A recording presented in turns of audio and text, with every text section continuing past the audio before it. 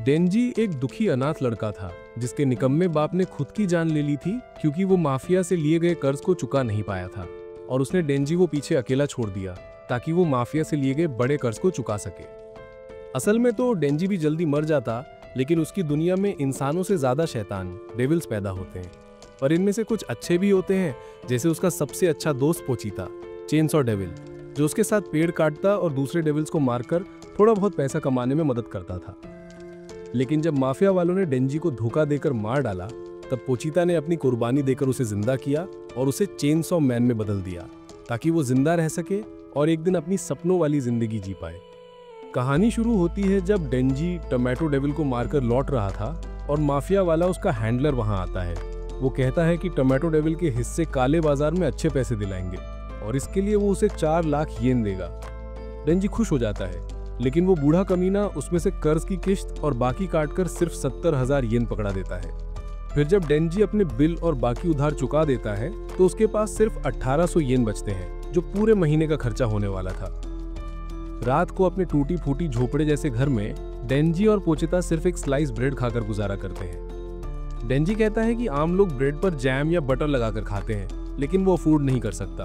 फिर सोचता है कि शायद उसकी कभी गर्लफ्रेंड भी नहीं बनेगी, क्योंकि ना तो उसके पास उसे घुमाने ले जाने के पैसे हैं और ना ही कोई अच्छा घर जहां वो उसे बुला सके।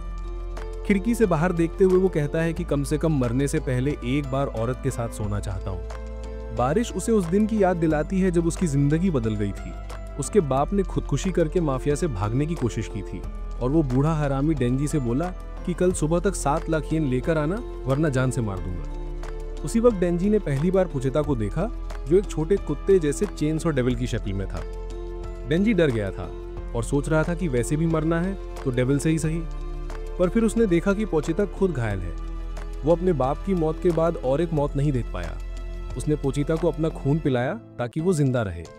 डेंजी ने कहा कि ये फ्री में नहीं है, ये कॉन्ट्रैक्ट है। अब तेरी बारी है मुझे मदद करने की, क्योंकि मैं भी जीना चाहता हूँ। अगले दिन डेंजी ने पोचीता की मदद से एक डेविल को मारा और वहीं से माफिया ने उसे अपने पर्सनल डेविल हंटर की तरह काम पर रख लिया। वापस वर्तमान में लौटते हुए डेंजी अचानक खून खांसने लगता है और उसे याद आता है कि उसकी माँ भी खून की खांसी से मरी थी। तभी दरवाजे पर दस्तक होती है और वो बूढ़ा कमीना कहता है कि उसके लिए काम है। वो डेंजी को शहर से बाहर एक पुरानी फैक्ट्री में ले जाता है। डेंजी को लगने लगता है कि कुछ गड़बड़ है। बूढ़ा आदमी कहता है, तूने इतने टाइम तक हमारे कुत्ते की तरह काम किया, लेकिन तुझसे हमेशा सड़ी बदबू आती है। डेंजी कुछ समझ पाता उससे पहले ही एक गुंडा उसे और पोचीता को तलवार से वार करता है। जमीन पर गिरते हुए डेंजी सुनता है कि बूढ़े ने भी एक डेविल से कॉन्ट्रैक्ट किया है ताकतवर बनने के लिए। और तभी अचानक एक बहुत बड़ा सा गंदा सा डेविल सामने आता है, जिसकी अगुवाई में पूरी की पूरी ज़ॉम्बीज़ की फौज खड़ी थी। वो डेंजी को बताता है कि माफिया वाले इतने बेवकूफ थे कि सिर्फ ताकत के लालच में ज़ॉम्बी डेविल के गुलाम बन बैठे। उन्हें यह समझ ही नहीं आया कि जो भी इसका कॉन्ट्रैक्ट करता है खुद भी ज़ॉम्बी बन जाता है। फिर वो बड़ा सा डेविल अपने ज़ॉम्बीज़ को आदेश देता है कि डेंजी को मार डालो और उसके टुकड़े कचरे में फेंक दो, क्योंकि उसे डेविल हंटर से नफरत है। डेंजी पोचीता को उठाकर भागने की कोशिश करता है, लेकिन ज़ॉम्बीज़ लगातार पीछे पड़े रहते हैं। वो डेंजी को काटते, नोचते और जमीन पर पटक कर बेरहमी से छुरियां घोंपने लगते हैं। दर्द में चिल्लाते हुए डेंजी सोचता है कि उसकी ये छोटी सी ख्वाहिश एक साधारण और नॉर्मल जिंदगी जीने की पूरी क्यों नहीं हो सकती। कुछ ही देर में उसका कटा फटा शरीर कचरे के डिब्बे में डाल दिया जाता है। खून की एक बूंद टपक कर पोचीता के मुंह में जाती है और वो आखिरी बार जाग उठता है। उसे याद आता है जब डेंजी ने कहा था कि अगर वो डेविल से लड़ते लड़ते मर गया तो यही उसकी सबसे बड़ी अफसोस होगी। डेंजी ने पोचीता से कहा था कि अगर वो जल्दी मर गया तो वो उसका शरीर अपने काबू में लेकर शहर से निकल जाए और एक नॉर्मल इंसान की तरह जिए और मरे। ये सब याद करके पोचीता अपनी ताकत इस्तेमाल करता है और डेंजी के शरीर को जोड़ना शुरू कर देता है। तभी डेंजी सपने में उसे देखता है। डेंजी पूछता है कि क्या उसने उसका शरीर ले लिया, लेकिन पोचीता बोलता है कि उसे उसकी बातें सुनना हमेशा अच्छा लगता था। अब ये उनका नया कॉन्ट्रैक्ट है। वो डेंजी को अपना डेविल हार्ट दे रहा है और बदले में डेंजी को उसके सारे सपने पूरे करके दिखाने होंगे। डेंजी अचानक जाग जाता है और देखता है कि उसका शरीर पूरी तरह से ठीक हो गया है। अब पोचीता की पूंछ पर जो कॉर्ड था वो उसके सीने में आ गया है। ज़ॉम्बीज़ उसे देखकर फिर हमला करने आते हैं और ज़ॉम्बी डेविल कहता है कि इस बार इसे पूरा खा जाओ, लेकिन डेंजी गुस्से में कॉर्ड खींच देता है। जैसे ही ज़ॉम्बीज़ उस पर कूदते हैं, अचानक उसके हाथों और सिर से चेनसॉ निकल आते हैं। ये देख ज़ॉम्बी डेविल दंग रह जाता है। डेंजी फटाफट उस पर झपटता है और उसकी आंख पर गहरा वार करता है। डेविल चीख पड़ता है और टेंटिकल से डेंजी को उछालकर दूर फेंक देता है। डेंजी स्टील के खंभे से टकराकर गिरता है लेकिन फिर भी खड़ा हो जाता है। एक बड़ा ज़ॉम्बी उस पर लोहे की छड़ से हमला करता है मगर उसका कुछ असर नहीं होता। डेंजी तुरंत उसे चीर डालता है और बाकियों पर टूट पड़ता है। ज़ॉम्बी डेविल उसे घोंकने के लिए और ज़ॉम्बीज उस पर छोड़ता है लेकिन डेंजी उन्हें काटता फाड़ता आगे बढ़ता है और सीधे ज़ॉम्बी डेविल तक पहुंच जाता है। वो उसके टेंटिकल काटकर सिर तक पहुंचता है और अपनी चेनसॉ उसकी खोपड़ी में घुसा जाता है, फिर उसे बीच से चीर डालता है। डेविल मर जाता है लेकिन बाकी ज़ॉम्बीज अभी भी खड़े हैं। डेंजी फिर से कॉर्ड खींचकर पागलों की तरह सबको काटने लगता है और चिल्लाता है कि अब आखिरकार उसका कर्ज उतर जाएगा। अगली सुबह सरकारी डेविल हंटर्स उस गोदाम में पहुंचते हैं और वहां डेंजी को खड़ा देखते हैं जो चारों तरफ कटे फटे ज़ॉम्बी लाशों से घिरा हुआ था। उनकी लीडर मकीमा उसके पास आती है और कहती है कि वो आधा इंसान और आधा डेविल जैसा लग रहा है। वो पूछती है कि क्या उसने ही सबको मारा है। डेंजी बस गिरते हुए उसके कहता है कि उसे गले लगा लो। मकीमा उसकी बात मानकर उसे अपनी बाहों में थाम लेती है। तभी उसकी चेनसॉ और डेविल वाला हेलमेट पिघलकर गायब हो जाता है और डेंजी फिर से नॉर्मल इंसान की शक्ल में आ जाता है। डेंजी कंफ्यूज था तो मकीमा उसे अपनी गोद में लिटाकर कहती है कि वो पब्लिक सेफ्टी ब्यूरो से है और अब उसके पास दो रास्ते हैं, या तो डेविल बनकर मर जाए या उसका पालतू बन जाए जिसे वो अच्छे से खिलाएगी पिलाएगी। डेंजी कुछ समझ ही नहीं पाता और बस पूछता है नाश्ते में क्या मिलेगा। मकीमा मुस्कुराकर कहती है ब्रेड, बटर, जैम और साथ में कॉफी। डेंजी को यकीन ही नहीं होता कि उसकी नॉर्मल लाइफ जीने का सपना अब शुरू होने वाला है। वो मकीमा और बाकी लोगों के साथ गाड़ी में बैठ जाता है। मकीमा हल्की मुस्कान के साथ कहती है कि अब से वो उसका कुत्ता है और उसे सिर्फ हाँ सुनना है, क्योंकि उसे ऐसा कुत्ता नहीं चाहिए जो मालिक की बात ना माने। डेंजी थोड़ा हैरान होता है क्योंकि पहले तो उसे लगा था कि मकीमा बहुत दयालु है और वो उस पर फिदा भी हो गया था, लेकिन अब वो उसे कुत्ते की तरह ट्रीट कर रही है। कुत्ते की बात सुनकर डेंजी को पोचेता याद आता है और वो उदास हो जाता है, लेकिन तभी उसका पेट गुड़गुड़ाता है। मकीमा कहती है कि चलो कहीं रुककर नाश्ता करते हैं। डेंजी कहता है कि उसके पास पैसे नहीं है, तो मकीमा कहती है कि इस बार उसका ट्रीट है और यहाँ तक कि अपनी कोट उतारकर उसे उड़ाने की देती है। डेंजी सब कुछ भूलकर फिर से उस पर फिदा हो जाता है। जल्दी ही वो लोग नाश्ते की एक छोटी सी दुकान पर रुकते हैं, लेकिन वहां डेंजी फिर से गिर पड़ता है क्योंकि उसके शरीर से बहुत खून बह चुका था। मकीमा पूछती है कि वो ऐसा कैसे बन गया, तो डेंजी बताता है कि उसके पालतू डेविल ने उसे अपना दिल और ताकत दे दी है। मकीमा कहती है कि ऐसा तो कभी हुआ नहीं, लेकिन उसे डेंजी पर भरोसा है और उसकी तेज सूंघने की क्षमता से वो बता सकती है कि उसका डेविल दोस्त अभी भी उसके अंदर जिंदा है। ये सुनकर डेंजी खुश हो जाता है और फिर बेहोश हो जाता है। जब वो जागता है तो खुद को फिर से मकीमा की गोद में पाता है। उसके सामने नाश्ता रखा था। मकीमा पूछती है कि क्या वो खुद खा सकता है, लेकिन डेंजी मना कर देता है ताकि वो उसे अपने हाथों से खिलाए। खाते खाते डेंजी उससे पूछता है कि उसे किस तरह के लड़के पसंद है। माकीमा बताती है कि उसे वैसे लड़के पसंद हैं जैसा डेंजी है। ये सुनकर डेंजी तो साथ में आसमान पर पहुंच जाता है और ख्यालों में खोया रहता है। इसी बीच माकीमा उसे डेविल हंटर के हेडक्वार्टर्स ले जाती है और नया यूनिफॉर्म पहनने को देती है। उसके बाद वो उसकी मुलाकात एक और डेविल हंटर और उसके सीनियर आकी से करवाती है। माकीमा कहती है कि अब से डेंजी उसके साथ काम करेगा। डेंजी तुरंत नाटक करता है कि उसे माकीमा के साथ ही काम करना है। माकीमा नरमी से समझाती है कि अगर वो अच्छा काम करेगा तो उसे प्रमोट करके उसके साथ भी लगाया जाएगा। शहर में डेंजी बार बार आकी से पूछता है कि क्या माकीमा का कोई बॉयफ्रेंड है। आकी चिढ़ जाता है और उसे एक गली में ले जाकर पीट देता है। वो कहता है कि ये नौकरी उसके लिए नहीं है और उसे छोड़ दे, क्योंकि जो लोग छोटी छोटी वजहों से ये काम करते हैं वो जल्दी मर जाते हैं। आगी कहता है कि वो उसकी भलाई के लिए कह रहा है। फिर सिगरेट जलाकर उसके ऊपर फेंकता है और कहता है कि कल से दिखना मत। आकी जाने लगता है, लेकिन डेंजी पीछे से भागकर उस पर नट क्रैकर इस्तेमाल करता है। आकी जमीन पर गिर जाता है और डेंजी बार बार उसके अखरोट पर वार करता है। वो कहता है यही है मेरा लड़ने का तरीका।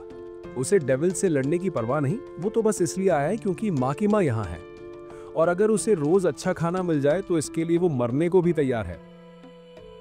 आकी उठकर फिर उस पर हमला करता है, लेकिन डेंजी दोबारा फिर से उसके अखरोट पर लात मारता है और उसे फिर से गिरा देता है।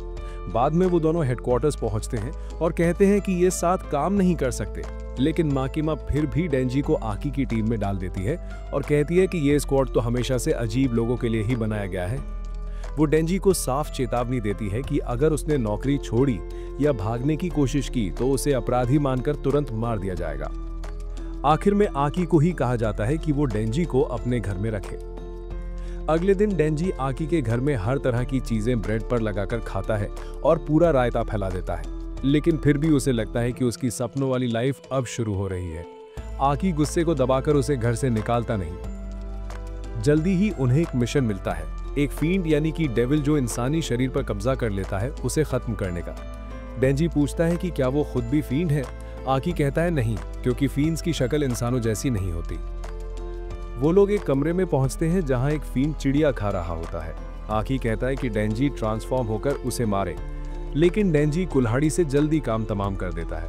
वो कहता है कि ऐसा करने से उस फींड को कम दर्द होगा। आकी गुस्से में उसका सिर खिड़की से दबा देता है और बताता है कि उसे डेविल से नफरत है, क्योंकि एक डेविल ने उसके पूरे परिवार को उसकी आंखों के सामने मार दिया था। वो पूछता है कि क्या डेंजी डेविल्स का दोस्त बनना चाहता है। डेंजी कहता है कि अगर कोई डेविल उसका दोस्त बनना चाहे तो वो मान लेगा, क्योंकि उसके पास कोई दोस्त नहीं है। आकी चला जाता है और डेंजी कमरे में पड़े अडल्ट मैगजीन्स उठाने लगता है। असलियत ये थी कि उसने फींड को चैनसॉ बनकर नहीं मारा, क्योंकि उसे उन मैगजीन पर खून नहीं कराना था। डेंजी सोचता है कि अब वो वही जिंदगी जी रहा है जिसका उसने सपना देखा था, लेकिन फिर भी कुछ कमी है। उसे लगता है कि उसके पास कोई बड़ा मकसद नहीं है जो लोगों को आगे बढ़ाता है। सोचते सोचते उसके दिमाग में फिर से माँ की माँ आती है। अचानक वो फैसला करता है कि उसका सबसे बड़ा और पहला बोल है किसी लड़की के सीने को छूना, और यही ख्वाहिश उसके दिमाग में घूमती रहती है जब वो माँ के ऑफिस पहुंचता है। माँ कहती है कि आज से उसे एक नई पार्टनर मिलेगी। फिर वो पावर को बुलाती है, जो खुद एक फींड थी। माँ बताती है कि पावर थोड़ी समझदार है, इसलिए उसे भी आकी की यूनिट में रखा गया है। डेंजी और पावर दोनों साथ में शहर की छतों से गश्त शुरू करते हैं। डेंजी को लगता है कि पावर बहुत ज्यादा परेशान करने वाली और शेखीबाज है। वो बार बार कहती है कि उसे कुछ मारने के लिए ढूंढो, क्योंकि उसका खून पीने का मन है। लेकिन डेंजी उसकी इन बुरी आदतों को इग्नोर कर देता है, क्योंकि उसके दिमाग में बस यही चल रहा होता है कि शायद बाद में उसे मौका मिल जाए उससे नजदीक होने का। दोनों आराम कर रहे थे क्योंकि उन्हें कोई डेविल नहीं मिला। पावर बोलती है कि शायद ऐसा इसलिए हुआ क्योंकि वो बहुत ताकतवर है और छोटे मोटे डेविल उससे डर गए हैं। डेंजी चिढ़ जाता है, लेकिन तभी अचानक पावर को खून की गंध आती है और वो भागते हुए आगे निकल जाती है। सड़क पर उसे सी कुकम्बर डेविल मिलता है। वो तुरंत अपने खून से हथौड़ा बनाती है और एक ही वार में डेविल को कुचल देती है। डेंजी बस ये सब देखता रह जाता है। थोड़ी देर बाद सी कुकम्बर का कचरा साफ करने का काम शुरू होता है और माँ की माँ भी वहां पहुंच जाती है। वो डेंजी और पावर को डांटती है और कहती है कि ये काम पहले से ही एक सिविलियन हंटर को दिया गया था और इन्होंने बीच में दखल दे दिया। वो कहती है कि शायद पावर डेविल हंटर बनने के लायक नहीं है और सिर्फ अपनी जान बचाने के लिए काम कर रही है। पावर तुरंत बोलती है कि ये सब तो डेंजी ने उसे करने को कहा था। डेंजी उससे झूठा कहता है और दोनों आपस में लड़ने लगते हैं। लेकिन जैसे ही माँ की माँ उन्हें रुकने को कहती है, पावर डरकर तुरंत शांत हो जाती है। बाद में जब डेंजी वेंडिंग मशीन से ड्रिंक ले रहा था तो पावर एक आवारा बिल्ली के साथ खेल रही थी।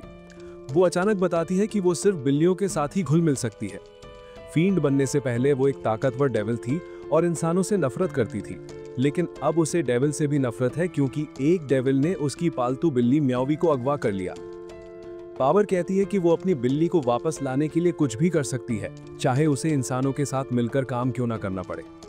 डेंजी कहता है कि उसे समझ नहीं आता कोई बिल्ली के लिए इतना क्यों करेगा, लेकिन अगर बात कुत्ते की होती या किसी लड़की के करीब जाने की होती तो वो समझ सकता है। तभी पावर पूछती है कि अगर वो वादा करे कि वो डेंजी को उसे छूने देगी तो क्या वो उसकी बिल्ली वापस लाने में मदद करेगा। डेंजी तुरंत जोश में आ जाता है और कहता है कि वो उस डेविल को मार देगा जिसने बेचारी बिल्ली को अगवा किया है। माकिमा से छुट्टी लेकर डेंजी और पावर उस डेविल के ठिकाने की तरफ निकलते हैं। पावर कहती है कि अगर वो डेविल को देख लेगा तो वो बिल्ली को ढाल बना लेगा, इसलिए डेंजी को ही उससे लड़ना होगा। दोनों गांव जैसे इलाके में पहुंचते हैं और पावर एक घर की तरफ इशारा करती है। डेंजी पूछता है कि अगर वो डेविल तुम्हें देख लेगा तो क्या बिल्ली को बंधक नहीं बना लेगा। ये सुनते ही पावर रुक जाती है और डेंजी समझ जाता है कि उसके साथ धोखा हुआ है। वो पावर पर हमला करने की कोशिश करता है, लेकिन पावर तेज निकलती है और उसे खून के हथौड़े से बेहोश कर देती है। फिर उसे घसीटकर घर के अंदर ले जाती है और बैड डेविल को सौंप देती है जिससे उसके सौदा किया हुआ था। बैड डेविल डेंजी को उठाकर दिखाता है कि उसके हाथ पर चोट डेविल हंटर्स की वजह से आई है और अब वो डेंजी का खून पीकर ठीक होगा। वो डेंजी को दबाकर उसका खून पीता है। खून का स्वाद उसे बहुत गंदा लगता है, लेकिन उसका शरीर तुरंत ठीक हो जाता है। वो डेंजी को फेंक देता है और छत पर चढ़कर कहता है कि अब उसे और इंसान खाने पड़ेंगे ताकि ये बुरा स्वाद मिट सके। डेंजी पावर की तरफ देखता है और समझता है कि उसे उस पर भरोसा नहीं करना चाहिए था। पावर बैड डेविल से कहती है कि अब सौदे के हिसाब से मेरी बिल्ली लौटा दो। डेविल उसे बिल्ली दिखाता है, लेकिन फिर कहता है कि चूंकि तुमने मुझे गंदा खून दिया है, अब तुम्हें सजा मिलेगी। वो म्यावी को पिंजरे समेत निकल जाता है। ये देखकर पावर टूट जाती है। उसे याद आता है कि जब वो फील्ड बनी थी तो जंगल में पहली बार म्यावी से मिली थी। वो नन्ही बिल्ली बिल्कुल भी उससे नहीं डरी थी और पावर ने सोचा था कि वो बस टाइम पास के लिए उसे पाल लेगी। लेकिन धीरे धीरे वो बिल्ली से जुड़ गई थी। एक दिन जब वो छत पर आराम कर रही थी तो बैड डेविल आकर उसकी बिल्ली छीन ले गया और कहा कि अगर बिल्ली चाहिए तो इंसानी खून ला कर दो। अब डेविल को बिल्ली खाते देखकर पावर का दिल टूट जाता है। वो डेंजी की तरफ उदास नजरों से देखती है और तभी बैड डेविल उसे भी पकड़कर पूरा निकल जाता है। वो शहर की तरफ उड़ने लगता है ताकि और इंसानों को खा सके, लेकिन तभी उसे महसूस होता है कि डेंजी अब भी चिपका हुआ है। डेविल उसे मारने की कोशिश करता है, लेकिन तभी डेंजी कॉर्ड खींच देता है। वो सोचता है कि जब उसने पोचीटा को खोया था तो उसे कैसा दर्द हुआ था और पावर को भी वैसा ही दर्द हुआ होगा अपनी बिल्ली खोकर। अचानक उसके सिर से चेनसॉ निकल आती है और वो उसी से बैड डेविल का हाथ काट देता है।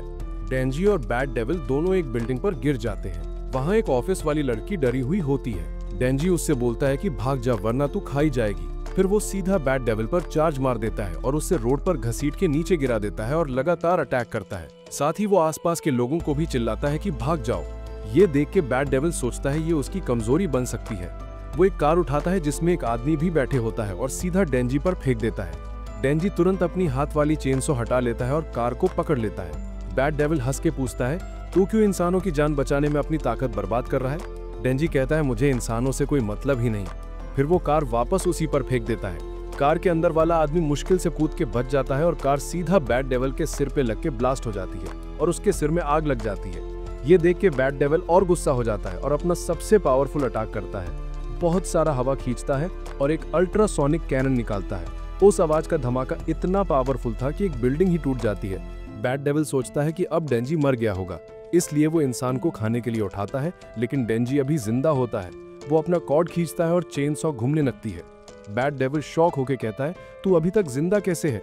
डेंजी चीख के बोलता है, मैं इससे भी बड़ी तकलीफ से गुजरा हूँ और मैं तब तक नहीं मरने वाला जब तक गर्लफ्रेंड नहीं बन जाती।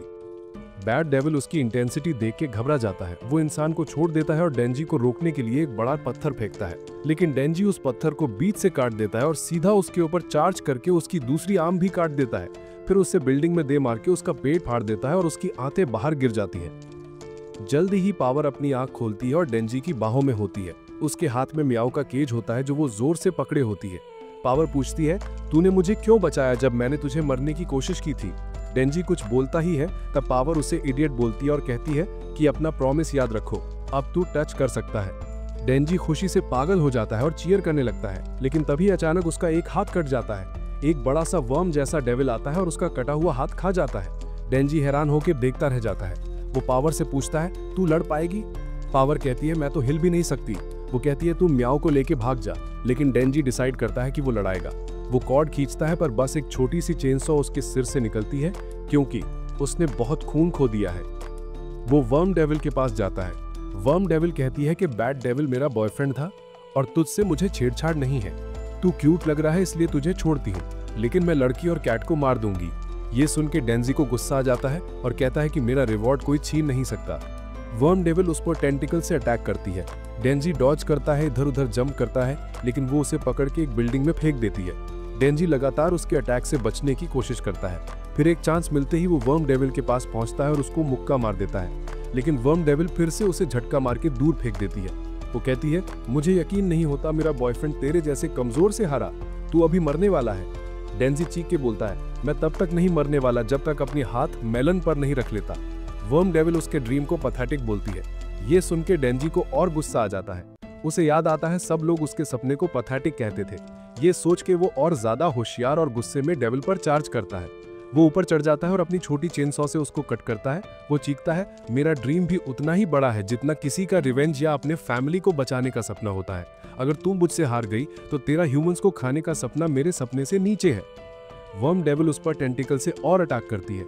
डेंजी उन्हें डॉज करता है और बैड डेविल की आंतों से उसके पैर बांध देता है। फिर उसे नीचे गिरा देता है और उससे और चोट पहुंचाता है, लेकिन वर्म डेविल उसे टेंटिकल आर्म से बार बार मारने लगती है। डेंजी थक के गिर जाता है, लेकिन फिर भी वो खुद को उठाता है और बोलता है, मैं अभी भी लड़ूंगा। वो इधर उधर दौड़ता है और फिर मेस के नीचे छिपके वर्म डेविल पर पीछे से अटैक करने के लिए आ जाता है। डेंजी उसके बाल पकड़ लेता है और उसके अंदर चेनसो घुसा देता है, लेकिन वो भी अपनी जबान से डेंजी को छेड़ देती है। जैसे ही वो उसे खाने वाली होती है, अचानक आकी वहां आ जाता है। आकी अपने हाथ से एक फॉक्स का साइन बनाता है और कमांड देता है। तभी फॉक्स डेविल का बड़ा सा सिर आसमान से निकलता है और वर्म डेविल का सिर काट के निगल लेता है। वर्म डेविल की मौत हो जाती है और फॉक्स डेविल वापस गायब हो जाता है। इसी वक्त स्क्वाड के बाकी मेंबर्स भी आ जाते हैं।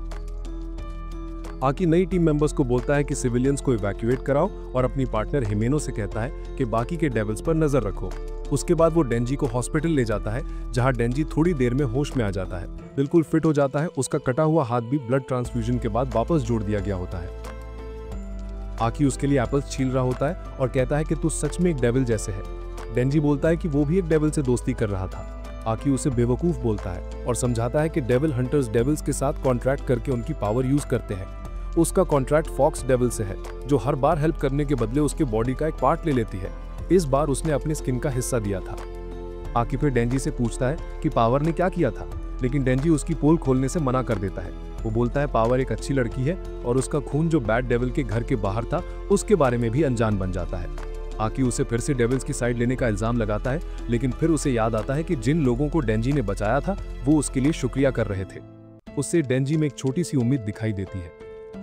इसलिए आकी कहता है कि वो और पूछताछ नहीं करेगा और अपने सुपीरियर्स को बुरा रिपोर्ट नहीं करेगा, लेकिन एक शर्त पर।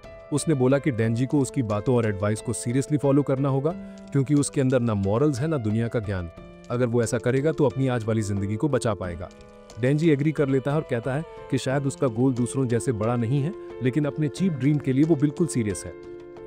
उसके बाद आकी बाहर जाता है, जहां पावर हाथ कड़ी में बंधी होती है। वो बोलती है कि अब तो मुझे छोड़ दो, अब मैं इनोसेंट साबित हो गई हूँ। आकी उसे छोड़ देता है, चाहे उसकी सीनियर ने मना किया था। आकी कहता है कि डेविल हंटर्स डेविल्स और दोस्त को अपने फायदे के लिए यूज करते हैं, लेकिन इसका मतलब ये नहीं कि वो उनके दोस्त है। फिर आकी माकीमा के पास रिपोर्ट देने जाता है और डेंजी और पावर को बचाने के लिए एक झूठी स्टोरी बनाता है। माकीमा वो सुन लेती है और बिना पकड़े सब मान लेती है। वो आकी से कहती है कि तू डेंजी के साथ रह के थोड़ा सॉफ्ट हो गया है। अगले दिन आकी सुबह उठकर घर के सारे काम करता है, जबकि डेंजी अभी भी एक फ्री लोडर की तरह आराम कर रहा होता है। जब आकी लंच बना रहा होता है, तभी उनके घर का डोर जोर से नॉक होता है। जब वो नहीं खोलते तो विजिटर ताला तोड़ के अंदर आ जाता है, और वो कोई और नहीं बल्कि पावर और म्याऊ ही होते हैं, जो अब उनके साथ रहने वाले होते हैं। आकी गुस्से में माकीमा को फोन करता है, लेकिन माकीमा बोलती है मैंने डिसाइड किया है पावर को तुम्हारे साथ रखने का, क्योंकि तुम ही उन दोनों को कंट्रोल में रख सकते हो। आकी कंप्लेन करता है, लेकिन माकीमा जैसे ही कहती है कि मुझे सिर्फ तुम पर ही भरोसा है, उसका सिंप मोड ऑन हो जाता है और वो मान जाता है। पावर के साथ रहना और भी बड़ी मुसीबत बन जाता है, क्योंकि वो ना सब्जी खाती है, ना फ्लश करती है, ना नहाती है। लेकिन इससे डेंजी और आकी एक टीम बन जाते हैं। बाद में जब डेंजी टॉयलेट साफ कर रहा होता है तो पावर आके कहती है कि अब टाइम आ गया है तेरा रिवॉर्ड लेने का। डेंजी का दिल तेज धड़कने लगता है जब पावर टॉयलेट सीट पर बैठ के कहती है कि तुझे बस 3 स्क्वीज का मौका मिलेगा, जो मैंने तुझे और म्याऊई को बचाने के लिए प्रॉमिस किया था। ये सुनते ही डेंजी के मन में तो लड्डू फूटने लगते हैं। अगले दिन माकीमा डेंजी को ऑफिस में पेपर वर्क सिखा रही होती है। तभी उसने देखा कि डेंजी परेशान लग रहा है। वो पूछती है क्या हुआ डेंजी? डेंजी बताता है मेरा जो सपना था किसी लड़की को छूने का, वो वैसा नहीं गया जैसा सोचा था, उल्टा थोड़ा अजीब लगा। माकीमा मुस्कुराती है और मौका देखकर वो डेंजी का हाथ पकड़ लेती है। वो फ्लर्ट करते हुए कहती है जब तुम किसी इंसान के और करीब होते हो तो ऐसी चीजें ज्यादा अच्छी लगती हैं। वो उसका हाथ सहलाती है, धीरे से अपने चेहरे तक लाती है, फिर उसकी उंगली पर हल्के से काट लेती है। डेंजी के अंदर कुछ अजीब सा महसूस होता है, कुछ ऐसा जो वो शब्दों में नहीं बता सकता। माकीमा उसका हाथ अपने मार्शमेलोस पर रख देती है। डेंजी के होश उड़ जाते हैं और वो कुर्सी से गिर जाता है। माकीमा उसके बहुत करीब आकर होंठों के पास फुसफुसाती है, क्या तुम मेरे लिए कुछ करोगे? डेंजी कहता है जो कहो मैं कर दूंगा। माकीमा आराम से बैठती है और बोलती है तो फिर गन डेविल को मार दो। वो बताती है कि गन डेविल करीब 13 साल पहले अमेरिका यानी गन्स के देश में पहली बार दिखा था, लेकिन अब वो कहाँ है किसी को नहीं पता। माकीमा कहती है वो सबसे ताकतवर डेविल है, हर डेविल हंटर उसे मारना चाहता है, पर शायद तुम ही हो जो कर सको। फिर वो डेंजी से वादा करती है अगर तुम गन डेविल को मार दोगे तो मैं तुम्हारी एक ख्वाहिश पूरी कर दूंगी, चाहे वो कुछ भी हो। डेंजी हैरान भी था, खुश भी, उसे यकीन ही नहीं हो रहा था। माकीमा समझाती है मैं ये वादा इसलिए कर रही हूँ क्योंकि गन डेविल बहुत ताकतवर है देखो, इंसानों का डर ही डेविल्स को जन्म देता है। जिस चीज से लोग जितना ज्यादा डरते हैं उसका डेविल उतना ही खतरनाक बनता है। वो बताती है, सालों पहले लोग डेविल्स से बचने के लिए बंदूकें खरीदने लगे, फिर धीरे धीरे गन वायलेंस बढ़ने लगी। हर जगह गोलीबारी, खून खराबा, और मीडिया ने इन सबको खूब दिखाया। लोगों में बंदूक का डर फैल गया। और फिर जब अमेरिका में एक बड़ा टेररिस्ट अटैक हुआ, उसी दिन गन डेविल पहली बार सामने आया। माकिमा आगे कहती है, उस दिन गन डेविल ने सिर्फ 5 मिनट में 12 लाख से ज्यादा लोगों को मार डाला। पूरी दुनिया में अफरा तफरी मच गई, लोगों का डर और बढ़ गया और उससे बाकी डेविल्स और ताकतवर हो गए। फिर माकिमा डेंजी को आकी की कहानी सुनाती है। वो कहती है, आकी की फैमिली ठंडी जगह पर रहती थी। एक दिन उसके मम्मी पापा अपने बीमार छोटे बेटे के साथ वक्त बिता रहे थे। आकी बाहर से आया और अपने पापा से बोला, चलो बाहर खेलते हैं। पापा ने कहा, बेटा खुद खेल ले, तेरे भाई की तबीयत ठीक नहीं है। आकी गुस्सा हुआ, बोला, भाई तो हमेशा बीमार रहता है। लेकिन उसका भाई उसे मना नहीं कर पाया और बाहर चला गया। दोनों ने बर्फ के गोले फेंकने शुरू किए। मस्ती मस्ती में झगड़ा, फिर हंसी मजाक। कुछ देर बाद आकी बोला, जा ग्लव्स लेकर आ, कैच खेलते हैं। बस तभी एक तेज चीज हवा को चीरती हुई आई और उनके घर से टकराई। घर पल में मिट्टी हो गया। आकी के माँ बाप और भाई सब मारे गए। माकिमा कहती है, वो दिन था जब गन डेविल ने हमला किया था। अब सवाल ये है डेंजी, क्या तुम इतना ताकतवर डेविल मार पाओगे? डेंजी मुस्कुराकर कहता है, अगर मैं सीरियस हो जाऊं तो ये मेरे लिए बच्चों का खेल है। माकिमा बोलती है, ठीक है, पहला कदम गन डेविल को ढूंढना होगा। फिर वो एक छोटी डिब्बी निकालती है, अंदर कुछ गोलियां चिपकी हुई होती हैं। वो कहती है, ये गन डेविल के शरीर के टुकड़े हैं, हम इन्हें जोड़ते जा रहे हैं और जिस दिन सारे टुकड़े मिल जाएंगे उसी दिन वो खुद हमारे सामने आएगा। गन डेविल के टुकड़े आपस में बहुत ज्यादा खिंचाव रखते हैं। अगर किसी के पास उसका बड़ा हिस्सा आ जाए तो वो सीधा गन डेविल की डायरेक्शन दिखाने लगता है। माकिमा बताती है कि जो भी डेविल इन टुकड़ों को खा लेता है वो पहले से कहीं ज्यादा ताकतवर हो जाता है। कुछ दिन बाद आकी और उसकी टीम एक होटल पहुंचते हैं जिस पर किसी डेविल का कब्जा है। आकी अपने साथ गन डेविल का एक छोटा टुकड़ा भी लाया था और जैसे ही वो होटल के अंदर वाला डेविल उस पर रिएक्ट करता है, आकी समझ जाता है यही हमारा टारगेट है जिसने गन डेविल का हिस्सा खा लिया है। डेंजी और पावर हमेशा की तरह बेफिक्र हैं। आकी उन्हें काबू में रखने के लिए च्युइंगम देता रहता है, लेकिन फिर भी दोनों हरकतें करते रहते हैं। हिमेनो उसे कहती है, इतना सख्त मत बनो। फिर मजाक में बोलती है, जो भी डेविल को मारेगा उसे मैं एक किस दूंगी गाल पर। डेंजी थोड़ा घबरा जाता है, पर फिर उसे माकिमा याद आती है और वो सोचता है, नहीं, मेरा पहला किस तो माकिमा के लिए ही होगा। लेकिन तभी हिमेनो बोलती है, अगर तू डेविल को मारेगा तो मैं तुझे टंग किस दूंगी। बस अब तो डेंजी और पावर दोनों आपस में भिड़ जाते हैं, कौन मारेगा डेविल, और उनके साथ डरपोक लड़की कोबिनी भी चिपक जाती है। हिमेनो हंसकर आकी से पूछती है, नए रिक्रूट्स के बारे में क्या सोचता है? आकी कहता है, या तो ये 1 साल के अंदर मर जाएंगे या फिर खुद ही छोड़ देंगे। हिमेनो बस इतना कहती है, बस तू मत मरना, और ये बात उसे उनके पहले दिन की याद दिला देती है। तब हिमेनो अपने पुराने पार्टनर की कब्र पर थी जब उसके टीचर ने आकी को उसके पास लाकर कहा, अब से ये तुम्हारा नया पार्टनर है। हिमेनो बोली थी, मेरे सारे पार्टनर मर चुके हैं क्योंकि वो सब बच्चे थे, काम के नहीं थे, अब तू मत मरना। फिर सीन वापस प्रेजेंट में आता है। टीम एक दरवाजे के सामने खड़ी होती है। अचानक एक छोटा डेविल बाहर आता है, सिर्फ सिर और 2 हाथों वाला। वो झपटता है, लेकिन हिमेनो अपनी पावर से उसे हवा में रोक देती है और पावर अपने ब्लड वाले हथियार से उसे काट देती है। पावर कहती है, वो तो डर के मारे जम गया था मेरी वजह से। हिमेनो मुस्कुराकर कहती है, नहीं, वो मेरी वजह से रुका था। वो बताती है, मेरा कॉन्ट्रैक्ट है घोस्ट डेविल के साथ, मैंने अपनी दाहिनी आंख उसे दी है और बदले में मैं उसका दाहिना हाथ इस्तेमाल कर सकती हूँ। फिर सब डेविल को ढूंढने ऊपर की मंजिलों पर चढ़ने लगते हैं, पर आकी देखता है कि जहां उन्होंने डेविल को मारा था वही ब्लड स्टेन ऊपर भी है। वो कहता है, हम 8वीं मंजिल से ऊपर आए थे पर हम फिर से 8वीं मंजिल पर ही हैं। वो नीचे की सीढ़ियों से उतरकर चेक करता है पर फिर से वापस उसी मंजिल पर लौट आता है। सब लोग हैरान रह जाते हैं, ये क्या चल रहा है? कोई मजाक में कहता है, कहीं हम किसी क्रिस्टोफर नोलन की मूवी में तो नहीं फंस गए? हिमेनो भी टेस्ट करने के लिए कोबिनी को कहती है, पीस साइन बनाकर नीचे जाओ। वो खुद भी नीचे जाती है पर फिर से 8वीं मंजिल पर आ जाती है। आकी कंफर्म कर लेता है ये डेविल की एबिलिटी है। वो कोबिनी को एक मार्कर की तरह यूज करता है, उसको दरवाजे के पास खड़ा करता है और खुद अंदर वाले कमरे में जाता है। वो कमरे से निकलकर दूसरी तरफ आता है तो फिर कोबिनी के पीछे वाले दरवाजे से बाहर आता है। डेंजी ने भी इसी बीच ये बात समझ ली थी। अब सबको एहसास होता है कि वो 8वीं मंजिल पर फंस चुके हैं। सब लोग एक कमरे में इकट्ठा होते हैं स्ट्रैटेजी सोचने के लिए। आकी देखता है कि गन डेविल का टुकड़ा अब रिएक्शन नहीं दे रहा। हिमेनो कहती है ये डेविल बड़ा चालाक है। अराई पूछता है अगर हम यहीं फंसे रहे तो क्या होगा। कोबिनी डरते हुए कहती है हम सब भूख से मर जाएंगे। अराई उसे मोटिवेट करने की कोशिश करता है पर वो रोने लगती है और बताती है मेरे मम्मी पापा ने मुझे ज़बरदस्ती डेविल हंटर बना दिया ताकि मेरा भाई कॉलेज जा सके। मेरे पास 2 ऑप्शन थे, या तो ओनली फैंस मॉडल बनती या फिर डेविल हंटर। वो रोते हुए कहती है गलत फैसला ले लिया। पावर उसकी हालत देखकर हंसने लगती है क्योंकि उसे कोबिनी के एक्सप्रेशन मज़ेदार लगते हैं। हिमेनो उसे चुप कराने की कोशिश करती है, तभी आकी कुछ नोटिस करता है। वो कहता है घड़ी देखो, सारा टाइम 8:18 पर अटका हुआ है और इस मंजिल की हर घड़ी पर वही टाइम दिख रहा है। आकी सोचता है अगर इस मंजिल पर डेविल ने वक्त ही रोक दिया है तो कोई और डेविल हंटर हमें बचाने नहीं आएगा। डेंजी के लिए तो ये अच्छी खबर है। वो मुस्कुराकर कहता है मतलब अब मुझे टाइम पर उठना नहीं पड़ेगा, आराम से सो सकता हूं। आकी डिसबिलीफ में उसे घूरता रह जाता है। थोड़ी देर बाद हिमेनो डेंजी को जगाती है। वो नींद में पूछता है हम होटल से बाहर आ गए क्या? हिमेनो जवाब देती है नहीं, आकी अभी भी उस डेविल को ढूंढ रहा है। अराई डर के मारे कमरे में छिपा बैठा है और कोबेनी तो घबराहट में इतनी पागल हो गई थी कि उसने टॉयलेट के पानी से पीने की कोशिश की। हिमेनो ने मजबूर होकर उसे बेहोश कर दिया। पावर वैसे की वैसी है, पागल, खुश और बेफिक्र। कम से कम कोई तो हंस रहा है। तीनों आकी के लौटने का इंतजार करते हैं। हिमेनो अपनी आखिरी सिगरेट जलाती है।